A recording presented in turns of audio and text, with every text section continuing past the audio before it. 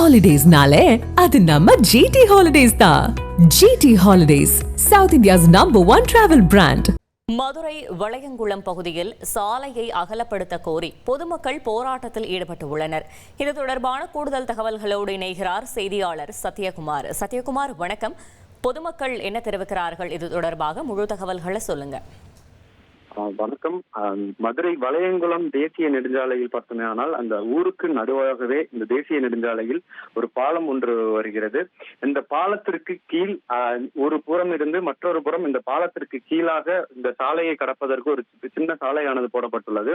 ஆனால் அந்த சாலை இன்னும் அகலமாக வேண்டும் என்றும், ஏனென்றால் இந்த ஊரில் இருந்து அதிகமாக பெரிய கனரக வாகனங்களும் அதே சமயத்தில் பார்த்தோமேனால் இந்த பள்ளி கல்லூரிக்கு செல்லக்கூடிய மாணவர்கள் அரசு பேருந்து செல்லக்கூடிய பாதையாக இருப்பதால் அந்த பாதை அகலமாக இருக்க வேண்டும் என ஏற்கனவே கோரிக்கை விடுத்திருந்தனர்.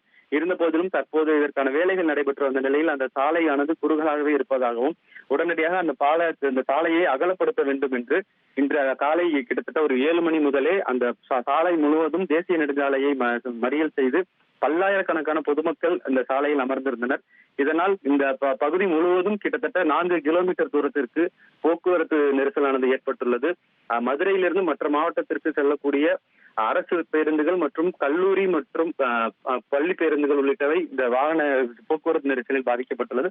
தற்போது காவல்துறையினர் மற்றும் அதிகாரிகள் இந்த போராட்டத்தில் ஈடுபட்ட பொதுமக்களிடம் பேச்சுவார்த்தை நடத்தியுள்ளனர். இந்த நிலையில் தற்போதைக்கு கலைந்து செல்வதுடன் முழுமையாக இந்த சாலையை அகலப்படுத்தாவிட்டால் மீண்டும் இந்த போராட்டம் தொடரும் எனவும் பொதுமக்கள் சார்பாக தெரிவிக்கப்பட்டுள்ளது. தகவல்களுக்கு நன்றி சத்யகுமார். Holidays-nale, அது நம்ம GT Holidays தான். GT Holidays, South India's #1 travel brand.